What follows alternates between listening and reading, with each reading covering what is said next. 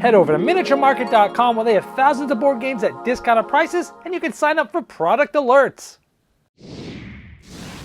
Hello my friends, it's the Game Boy Geek here. Today I'm going to be looking at the top 5 dice games of 2022. This was a fantastic year. Sometimes I don't even have 5 dice games that I think are worthy. This year I do because it was a great game of gaming, so here we go.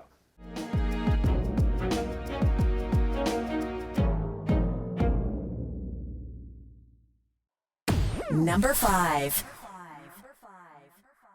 This first one is from Eagle Gryphon Games and is from originally one of my favorite designers of all time, the late great grandfather of game design, Sid Sackson. This is called The Mother Road Route 66.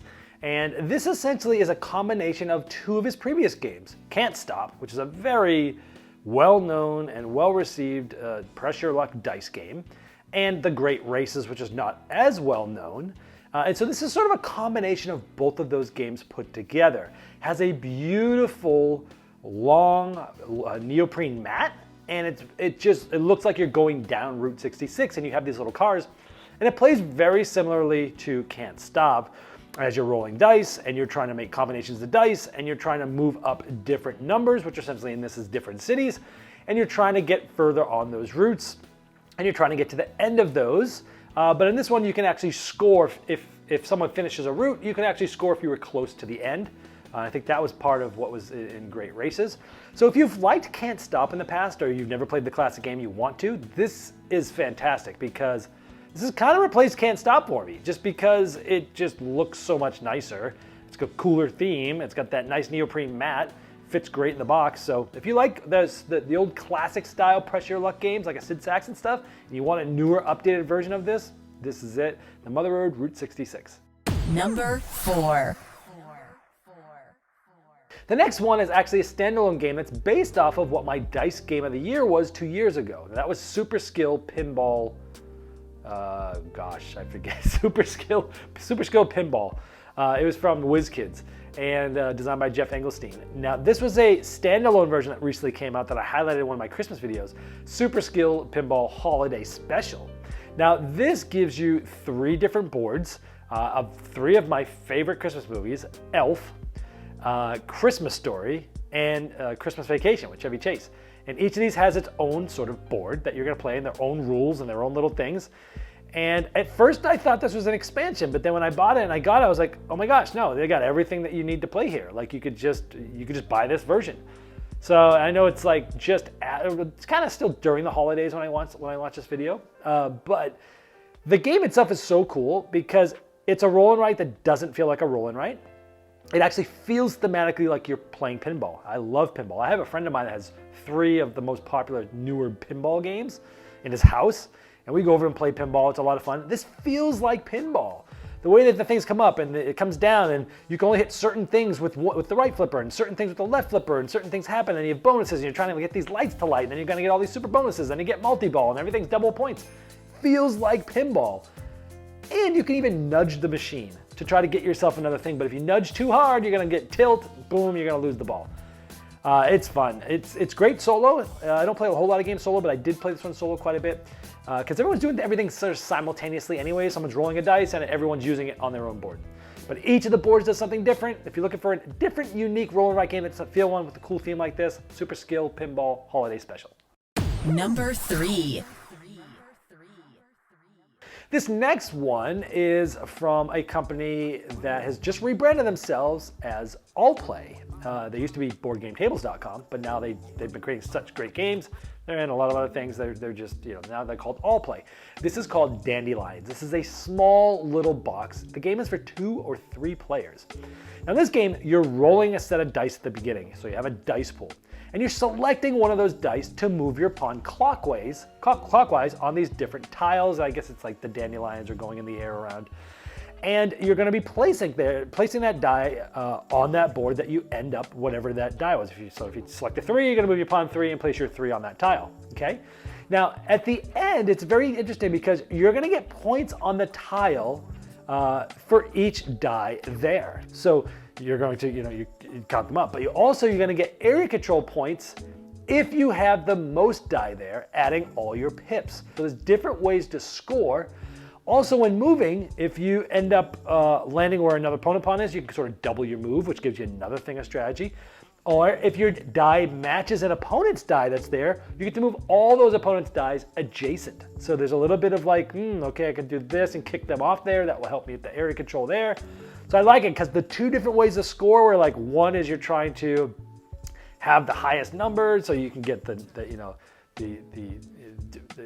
numbers on that tile. So there's like two completely different ways to score. They're kind of like different. They kind of almost at odds with each other a little bit. But then just how simple the game is. There is a way to re-roll all your dice, but wait a minute, I get that. But if you're looking for a tiny little dice game that's like really clever, has some interesting scoring and lots of thoughtful things to do that plays in 20 minutes, Dandelions is great. Number 2. This next one is a combo-tastic roll and write that feels like a roll and write, which I'm not really into these days. I'm kind of burnt out on those, which is why this is on this list, because I don't find myself enjoying these standard style roll and write games anymore. I'm very burnt out on them, but this one is good enough that kept me engaged. This is called Three Sisters. This is done by the design team Ben Pitchmack and Matt Riddle. It's a design duo that I like a lot of stuff they do. This is from 25th Century Games. This is a game that has a lot going on.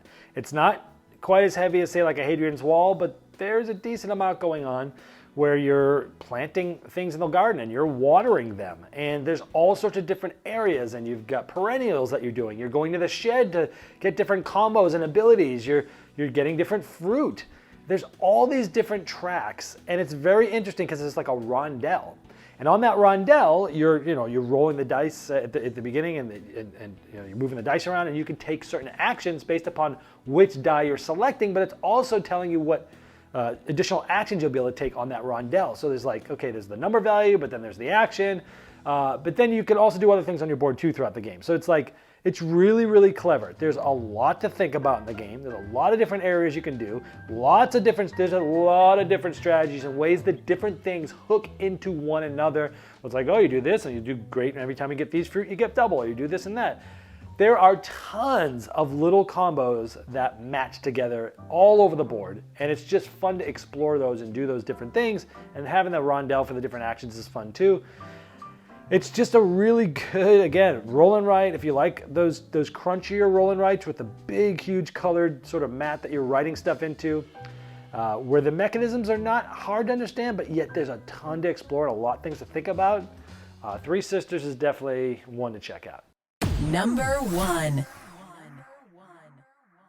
Now, before we get to the headliner for this video, I wanted to let you know that if you like my content, you can now get exclusive content, as I just launched a Patreon campaign where you can see my first impressions on games days or weeks before the reviews, or even tons of games that never do get a featured review.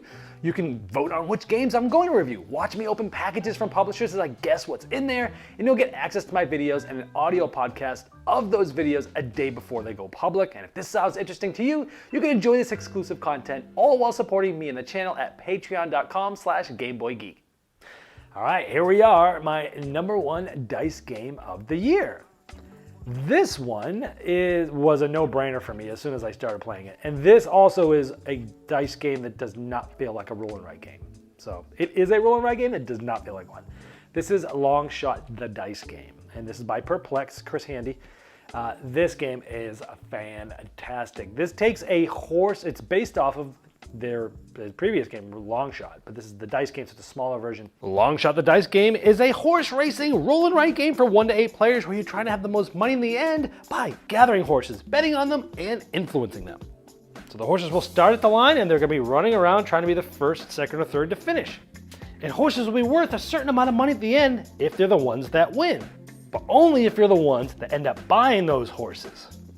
But you might not be trying to buy them. You might be making bets on the horses that you know are going to win or are likely to win to make a lot of money that way. And each round, a specific horse is going to move, but other horses will move as well. And over the course of the game, you can influence which horses will also move, making your bets more likely to succeed.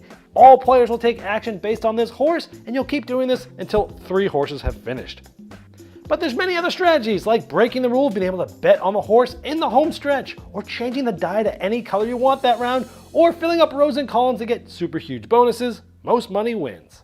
It is so fun because, again, it does not feel like a roll and write. It feels like a real solid game. And as other people are betting on certain horses, they're going to be trying their best to try to influence that horse as well. It's just so fun. It is just a blast. There were also some promo cards that had come out with different horses. This is one that's out of print for a lot of the year because it sold out so fast. But if you're looking for a roll and write game that does not feel like a roll and write game, but yet you want to have the aspect of like the excitement of horse racing, but you know, the thinkiness of a roll and write, but also some betting and a little bit of pressure luck and a little bit of forward sight, this thing's awesome. The production's great. You got dry erase boards and markers. The horses look cool. The artwork's awesome on the cards, manipulating those special abilities. This is definitely a special one, a long shot in the dice game. Well, I hope this helped you find out about more dice games that either you hadn't heard about or learn more about ones that were kind of on your radar and maybe solidified your willingness to go check out more about them. I've reviewed a lot of these. You can check them out on my channel. It's been the Game Boy Geek, breaking down barriers, growing relationships with board games, by helping you find the next one you'll love it. Game Toppers not only transforms your existing table to a high-quality gaming solution, they now offer full leg kits and dining cover solutions for the full table application. Paired with their amazing, thematic, premium stitch edge mats from noted board game artists like Vincent Dutray, collapsible cup holders, and really cool accessories, it's a complete system that upgrades every game you play. Go to GameToppersLLC.com or click the link below to late pledge for their latest Game Topper 3.5 Kickstarter campaign.